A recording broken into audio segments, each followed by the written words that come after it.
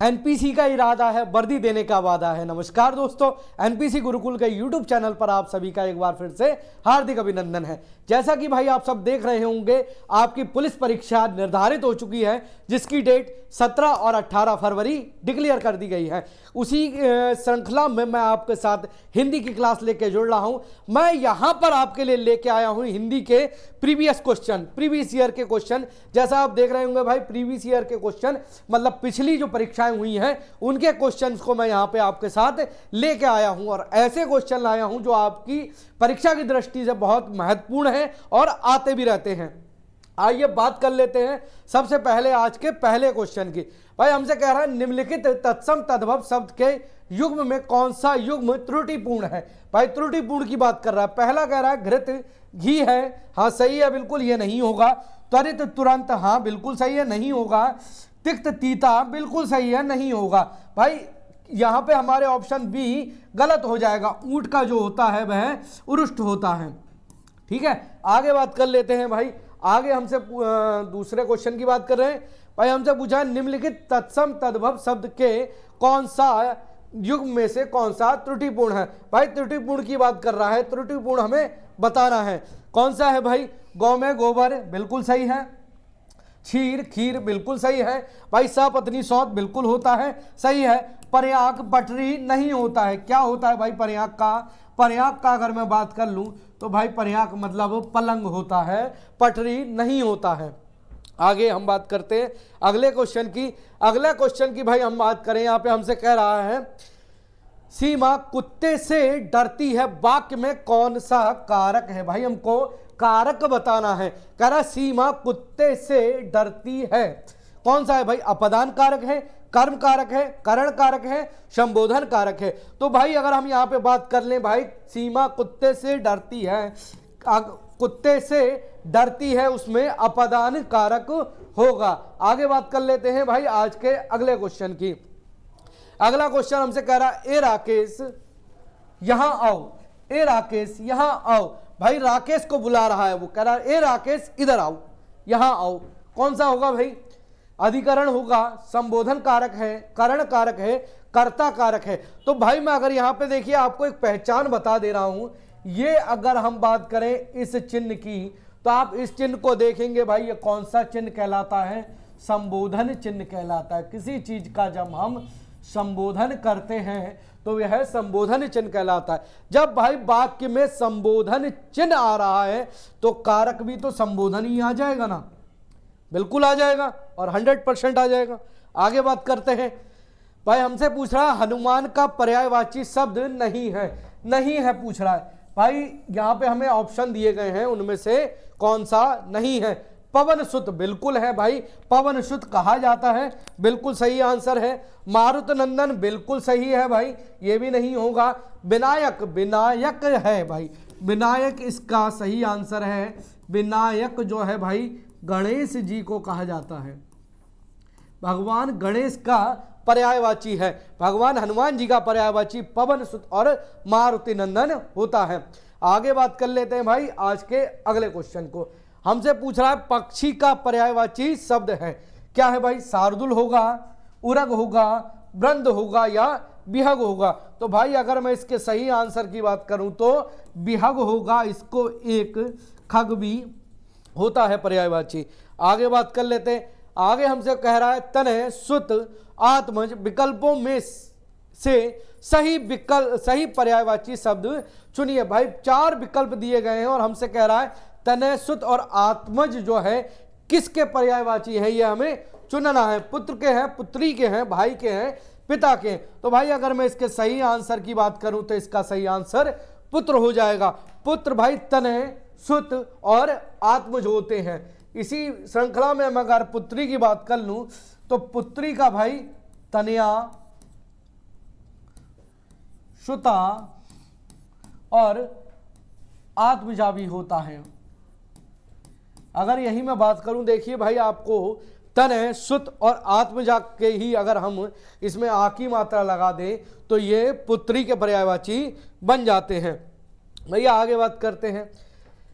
आगे कह रहा है जब वाक्यों में एक समान अधिकरण का प्रयोग होता है तो किस विराम चिन्ह का प्रयोग किया जाता है? भाई जब किसी भी वाक्य में एक साथ दो एक समान अधिकरण का प्रयोग किया जाता है तो हमारा कौन सा विराम चिन्ह लगाया जाता है?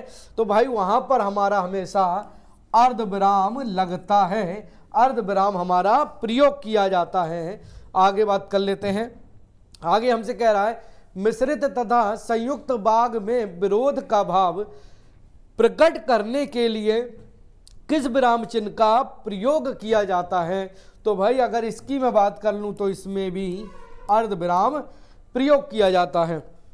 आगे बात करें, भाई हमसे कह रहा है दुष्कर का कौन सा उपसर्ग है? दुष्कर जो हमें शब्द दिया गया है इनमें कौन सा उपसर्ग है? अगर मैं इसकी बात कर लूं तो भाई इसका पहले सही कर लेते हैं। भाई दस नहीं होता है, दुष होता है, तो इसका सही आंसर जो होगा वह दुष होगा। दुष उपसर्ग प्रयोग किया जाता है, ठीक है, इसमें दुष उपसर्ग का प्रयोग किया जाता है, दुष उपसर्ग लगा हुआ है। आगे बात कर लेते हैं। आगे कह रहा है निम्न में से किस उपसर्ग का अर्थ विशिष्ट, विशिष्ट या भिन्न है? भाई विशिष्ट की बात कर रहा है, ऐसा कौन सा उपसर्ग यहाँ पर हमें दिया गया है जो वाक्य में अगर किसी शब्द में प्रयोग किया जाता है तो उसका जो अर्थ है वह विशिष्ट या भिन्न बन जाता है? कौन सा है? विष है, विष है, बी है या विशेष है? तो भाई अगर मैं इसकी बात कर लूं तो इसका सही आंसर विष हो जाएगा। विष जो है हमारा सही आंसर हो जाएगा। आगे बात करें, कह रहा निम्न में से किस शब्द में निर उपसर्ग का प्रयोग नहीं है? भाई नहीं है, कौन से शब्द में निर उपसर्ग का प्रयोग नहीं है? भाई निर्जीव, निर्जीव को अगर मैं इसका संधि विच्छेद करूं तो ये हो जाएगा निर्धन जीव, बिल्कुल है प्रयोग। निरोग की बात करूं तो इसका हो जाएगा निर्धन रोग, निर्धन रोग, निर्धन रोग, ठीक। इसी में आगे बात कर लें, निर्धन बिल्कुल है भाई, इसमें भी प्रयोग किया गया है निर्धन धन। तो यहां आप देखिए भाई तीनों में आपको निरुपसर्ग मिल रहा है निरुपसर्ग का प्रयोग किया गया है, इसलिए इसका जो सही आंसर हो जाएगा वह कोई नहीं हो जाएगा, इसका सही आंसर कोई नहीं हो जाएगा। भाई आगे हमसे कह रहा है चौपाई में कौन सा उपसर्ग प्रयोग किया गया है? भाई चौपाई में कौन सा उपसर्ग प्रयोग किया गया है? हिंदी उपसर्ग, संस्कृत उपसर्ग, विदेशी उपसर्ग या कोई नहीं? तो अगर हम चौपाई की बात कर लें तो भाई चौपाई में हिंदी उपसर्ग का प्रयोग किया गया है। आगे कह रहा है निम्नलिखित में से कौन सा वाक्य शुद्ध है? शुद्ध वाक्य की बात कर रहा है। भाई पहला कह रहा है तुम्हारे से कोई काम नहीं हो सकता, तुम्हारे से कोई काम नहीं हो सकता। भाई गलत है, क्यों? तुम्हारे से नहीं होगा या तुमसे होगा, तुमसे कोई काम नहीं हो सकता। आगे कह रहा है नेताजी की मृत्यु क्षोभजनक है, क्षोभजनक नहीं होगा भाई, मृत्यु क्षोभजनक नहीं होगा। आगे कह रहा है दिन भर वह कड़े परिश्रम करता है। भाई कड़े परिश्रम नहीं है, क्या होगा? कड़ा परिश्रम करता है, कड़ा परिश्रम करता है, इसलिए ये भी गलत हो जाएगा। इसका सही आंसर सी है, फलों का विक्रेता मुझे प्रतिदिन फल दे जाता है, फलों का विक्रेता मुझे प्रतिदिन फल दे जाता है। आगे बात कर लेते हैं। आगे हमसे कह रहा है निम्नलिखित में से कौन सा शब्द अशुद्ध है? अशुद्ध शब्द की बात कर रहा है, कौन सा शब्द भाई अशुद्ध है? कह रहा तुम्हारे माता पिता क्या काम करते हैं? भाई बिल्कुल सही है, ये आंसर बिल्कुल सही है। आगे कह रहा उसने अपनी बात धीरे धीरे बताई, बिल्कुल सही है। कह रहा गर्मियों की एक बात सुनाता हूं, ये भी बिल्कुल शुद्ध वाक्य है। आगे कह रहा तुम तुम्हारे घर चले जाओ, तुम तुम्हारे घर चले जाओ, इसका सही आंसर भाई तुम तुम्हारे घर नहीं, अपने घर चले जाओ, तुम अपने घर चले जाओ, इसका सही आंसर ऑप्शन डी होगा। आगे बात कर लेते हैं। आगे कह रहा है निम्नलिखित में से कौन सा वाक्य शुद्ध है। भाई कौन सा वाक्य शुद्ध है? शुद्ध की बात कर रहा है, ये कह रहा है प्रत्यक्ष को प्रमाण में आवश्यकता होती है। नहीं, बिल्कुल गलत है भाई। कह रहा प्रत्यक्ष के प्रमाण की आवश्यकता नहीं होती है, बिल्कुल ये भी आगे बात कर रहे हैं। कह रहा प्रत्यक्ष को प्रमाण की आवश्यकता नहीं होती है। भाई इसका सही आंसर हो जाएगा ऑप्शन सी। कह रहा प्रत्यक्ष को प्रमाण की आवश्यकता नहीं होती है। भाई प्रत्यक्ष को प्रमाण की आवश्यकता नहीं होती है, इसका सही आंसर हो जाएगा। आगे बात कर लेते हैं। आगे हमसे पूछ रहा है बारहसिंगा में कौन सा समास है। भाई बारहसिंगा में कौन सा समास है? बारहसिंगा में पूछ रहा है कौन सा समास है। भाई कमेंट बॉक्स में आप कमेंट जल्दी से जल्दी कमेंट करके बताएंगे बारहसिंगा में कौन सा समास।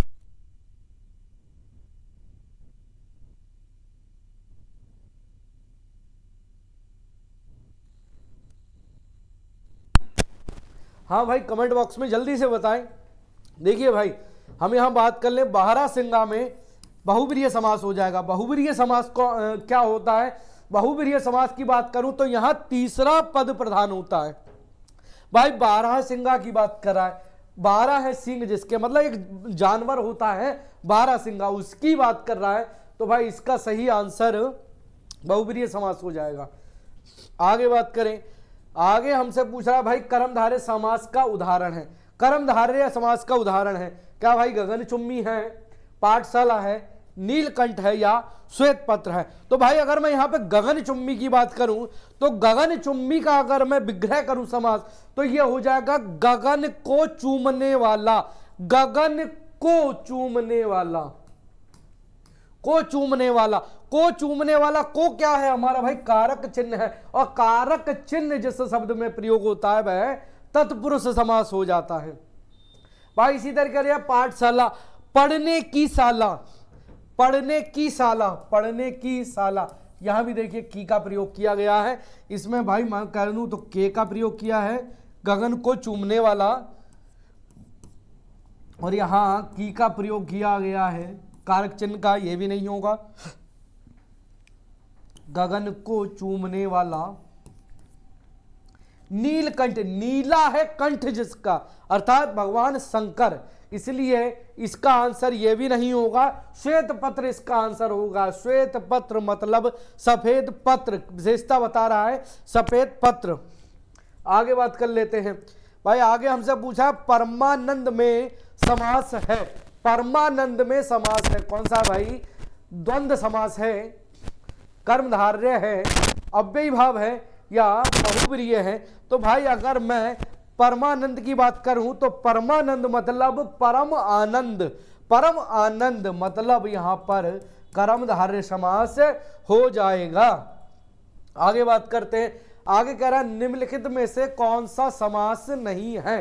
कौन सा समास नहीं है? अव्ययी भाव, कर्म कारक, द्वंद्व या बहुब्रीहि। तो भाई जैसा आप सब जानते होंगे, अभी हम पीछे 2 क्वेश्चन पढ़ के भी आ रहे हैं, क्या कर्म कारक नहीं होता है, कर्म धार्य होता है। भाई इसलिए ये आंसर सही हो जाएगा। आगे बात करें। आगे कह रहा है किस समास में दोनों पद प्रधान होते हैं। भाई दोनों पद प्रधान होते हैं, क्या बहुब्रीहि में होते हैं, तत्पुरुष में होते हैं, द्वंद्व में होते हैं या द्विगु में होते हैं। तो भाई मैं आपको बता दूं, बहुब्रीहि की बात करूं तो तीसरा पद प्रधान होता है, गलत। तत्पुरुष की बात करूं तो भाई कारक चिन्हों का प्रयोग होता है, गलत। द्विगु की बात करूं तो संख्या शब्द प्रधान होता है या संख्या शब्द का प्रयोग किया जाता है। तो भाई इसका सही आंसर द्वंद्व समास होगा। अब द्वंद्व समास कैसे होगा, उदाहरण अभी हम यहाँ पे आपके सामने रख देते हैं। माता पिता, और भाई एक चीज का द्वंद्व समास में हमेशा बीच में योजक चिन्ह का प्रयोग किया जाता है। माता पिता, भाई बहन, दादा दादी,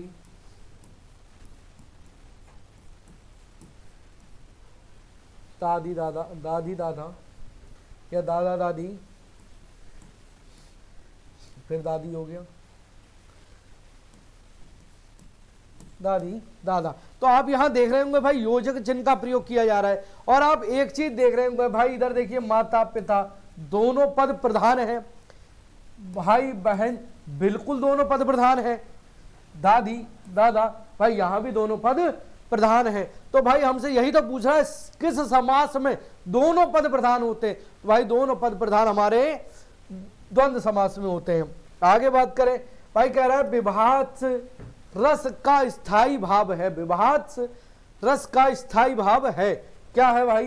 क्रोध है, उत्साह है, शोक है, या इनमें से कोई नहीं है। तो भाई अगर मैं इसके आंसर की बात करूं तो इसका आंसर डी, इनमें से कोई नहीं है। और क्या होता है ये आप लोग भाई कमेंट बॉक्स में टाइप करके मुझे जल्दी से जल्दी बताएं।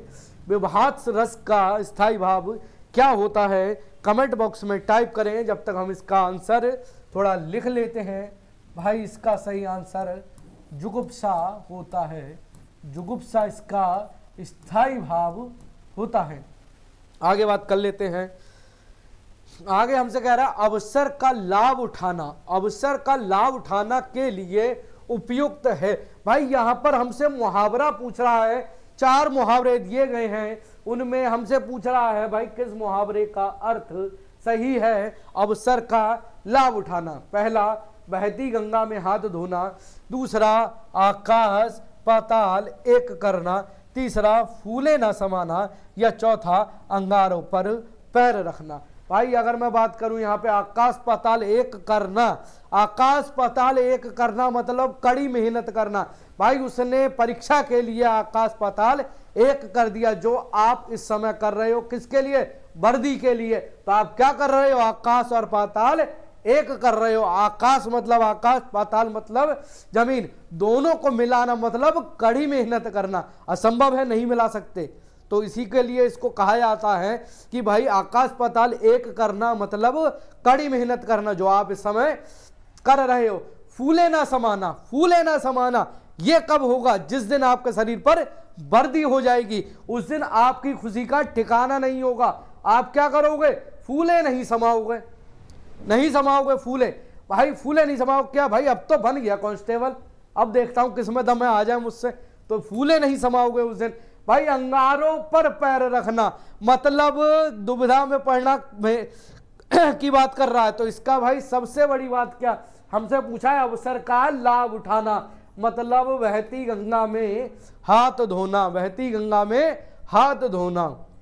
आगे बात करें, आगे हमसे कह रहा है बाधा डालना, बाधा डालना मुहावरे का अर्थ है, क्या है भाई?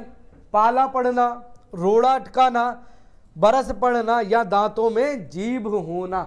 तो भाई बाधा डालना का जो सही आंसर होगा वह रोड़ा अटकाना होगा, रोड़ा अटकाना। इस समय भाई कौन बाधा डाल रहा है आपके सिलेक्शन में? आप पढ़ नहीं रहे हो, ये आपकी बाधा डाल रहा है। क्या डाल रहा है? मोबाइल डाल रहा है।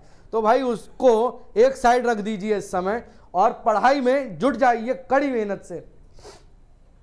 आगे बात करते हैं, कह रहा है अपना हाथ जगन्नाथ का अर्थ है, अपना हाथ जगन्नाथ का अर्थ है, क्या है भाई?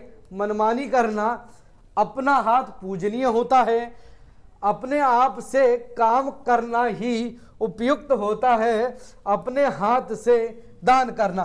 तो भाई अपना हाथ जगन्नाथ का मतलब अगर मैं आपको यहाँ पर इसके अर्थ की बात करूं तो देखिए भाई इसका अर्थ मतलब अपना हाथ जगन्नाथ वो है जो अपना काम खुद कर लेता है, जिसको किसी भी तीसरे पर्सन की आवश्यकता नहीं पड़ती है। जैसे आपने देखा होगा बहुत से मेरे मित्र भाई या सहपाठी या सर ऐसे होंगे भाई जिनको कहीं भी नहीं कोचिंग कर रहे होंगे और ना करी होगी, फिर भी सिलेक्शन ले जाएंगे। कैसे ले जाएंगे भाई? वो यही तो ले जाएंगे, अपने आप का काम करना ही उपयुक्त होता है। भाई खुद पढ़ रहे हैं और दबा के पढ़ रहे हैं, तो भाई उनके लिए सही है अपना हाथ जगन्नाथ, मतलब जो भी कर रहे हैं अपने आप कर रहे हैं और अपना काम कर रहे हैं। इस समय देखिए कैसे कहेंगे, आप कहेंगे भाई सर कह रहे हैं अपना हाथ जगन्नाथ बना दिया, बिल्कुल बना दिया। आप एक कमरे में बंद हो रहे हैं, पढ़ रहे हैं, साथ में खाना खुद बना रहे हैं, खाना बाहर से नहीं आ रहा है, खुद बना रहे हो, तो क्या कर रहे हो? अपना काम तो खुद ही कर रहे हो ना। पढ़ भी रहे हो, खाना भी बना रहे हो, कपड़े भी धुल रहे, बर्तन भी धुल रहे, तो भाई अपना हाथ जगन्नाथ वाला काम तो कर रहे हो, अपने आप काम करना ही उपयुक्त होता है भाई। आगे बात करते हैं। आगे हमसे कह रहा है, मैं तुम सबको खूब जानता हूं, खूब समझता हूं, तुम सब एक जैसे ही हो के लिए उपयुक्त है। भाई यहां पर एक अर्थ दिया गया है पूरा, और हमसे मुहावरा पूछा गया है। कह रहा है मैं तुम सबको खूब जानता हूं, तुम सब एक जैसे हो के लिए क्या होगा भाई? चोर चोर मौसेरे भाई, एक ही थैली के चट्टे वट्टे, केर बेर के साथ, या जैसे नागनाथ वैसे सांपनाथ। तो भाई अगर मैं इसके सही आंसर की बात करूं तो सही आंसर होगा एक ही थैली के या एक ही थाली के चट्टे वट्टे। आगे बात करें।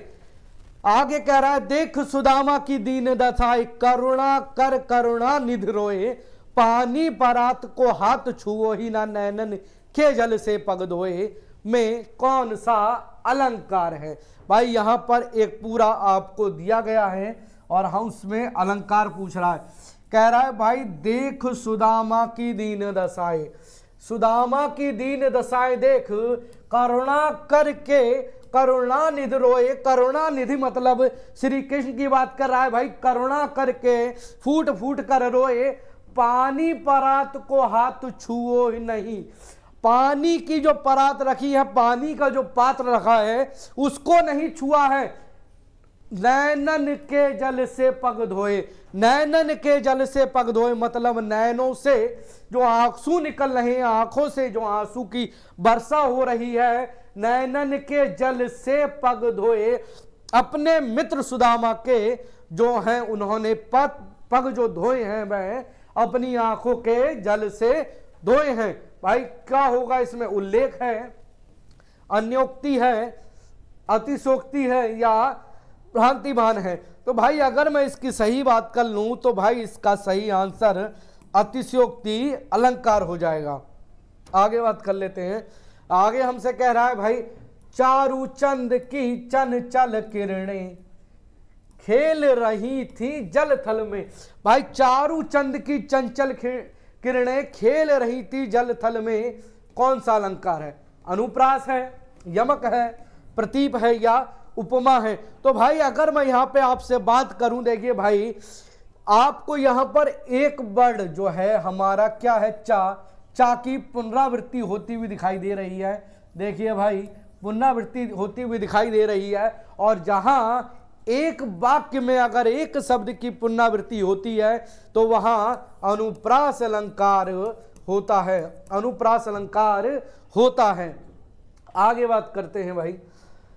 आगे हमसे कह रहा है, हृदय के वे भाव जो सुषुप्त अवस्था में पड़े होते हैं, विषय को देखकर आश्रय के दिल में जागृत होते हैं। दिल में नहीं, यहां दिल में जागृत होते हैं, दिल में जागृत होते हैं कहलाते हैं। मतलब भाई यहां हमसे कह रहा है हृदय के बेभाव, हृदय के बेभाव जो सुषुप्त अवस्था में अभी पड़े हैं, लेकिन विषय किस विषय पे बात हो रही है उसको देखकर जब दिल में जागृत होते हैं, मतलब हमारे हृदय में जागृत होते हैं, तो उनको क्या कहा जाता है? क्या भाई स्थायी भाव कहा जाता है, विभाव कहा जाता है, संचारी भाव कहा जाता है, या अनुभाव कहा जाता है? तो अगर मैं इसके सही आंसर की बात कर लूं तो भाई इसका सही आंसर जो होगा वह स्थायी भाव होगा। स्थायी भाव इसका सही आंसर है। आगे बात कर लेते हैं। आगे हमसे कह रहा है भाई, कृत्रिम का विलोमार्थी शब्द है। कृत्रिम का विलोमार्थी शब्द क्या होगा? प्राकृतिक है, स्वनिर्मित है, स्वाभाविक है, या स्वचलित है? तो भाई अगर मैं इसके सही आंसर की बात करूं तो इसका सही आंसर प्राकृतिक हो जाएगा। प्राकृतिक मतलब वे चीजें जो प्रकृति द्वारा निर्माण की गई हैं, और कृत्रिम मतलब वे चीजें जो मानव द्वारा निर्माण की गई हैं, उनका आंसर प्राकृतिक हो जाएगा। आगे हम बात कर लेते हैं। आगे कह रहा है, उद्दत का विलोमार्थी शब्द है। उद्दत का विलोमार्थी शब्द पूछ रहा है हमसे भाई, क्या है? उदहत है, उद्धत है, दानशील है, क्षमा करना है, या व्यंजन है?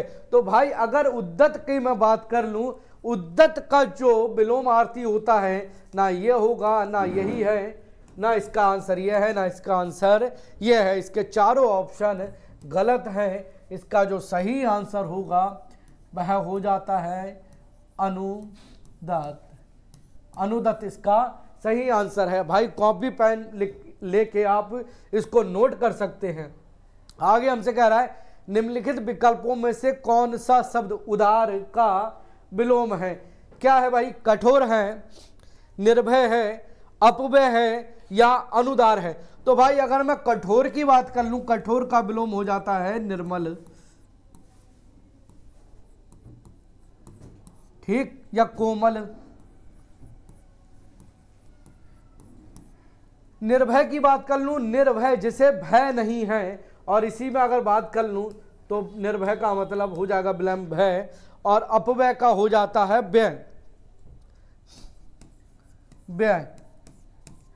और हमारा इसका सही आंसर हो जाता है अनुदार। अनुदार उदार का विलोम होता है। आगे हम बात करें, आगे हमसे कह रहा है निम्नलिखित में से कौन सा शब्द गौ का अर्थ नहीं है। क्या भाई? गाय है, नदी है, इंद्रिय है या गज है। तो भाई अगर इसका सही आंसर की हम बात करें तो इसका सही आंसर गज होगा। गज मतलब हाथी, गज मतलब हाथी। आगे हम बात कर लेते हैं। आगे क्वेश्चन हमें दिया गया है बहुअर्थी शब्द विलयन के लिए विकल्प चुनिए। भाई बहुअर्थी शब्द विलयन के लिए गलत विकल्प चुनिए। भाई गलत विकल्प चुनिए। क्या है? शंख है, चंद्रमा है, कपूर है या मेघ है। तो भाई विलयन की अगर मैं बात करूं तो इसका सही आंसर मेघ हो जाएगा। मेघ जो है वह विलयन का गलत अर्थ है। भाई आगे हमसे कह रहा है निम्नलिखित शब्दों में से एक का अर्थ पतवार भी होता है। भाई पतवार एक का हमें 4 विकल्प दिए गए हैं और हमसे पूछ रहा है कौन सा सही होगा। अगर मैं इसके सही आंसर की बात करूं तो भाई इसका सही आंसर कर्ण होगा। कर्ण का एक अर्थ पतवार भी होता है। आपके सामने यहां पर मैं लेके आया था यूपी पुलिस की कुछ क्वेश्चन की श्रृंखला को, और आई होप आपने बहुत अच्छी तरीके से, मैं उम्मीद करता हूं बहुत अच्छी तरीके से इसको देखा भी होगा, एंजॉय किया होगा, और लगातार आप जुड़े रहे हमारे चैनल से। हमारा भाई यही बात है कि आप हमारे साथ लगातार जुड़िए। हमारा पूरा प्रयास यही रहेगा कि आपके एग्जाम तक आपको इतना करा दिया जाए, इतना हम करा दें कि आप जब एग्जाम में बैठे तो आपका पेपर आपको यहीं से देखने को मिले। इसी के साथ आप सबसे मैं विदा लेता हूं। जय हिंद।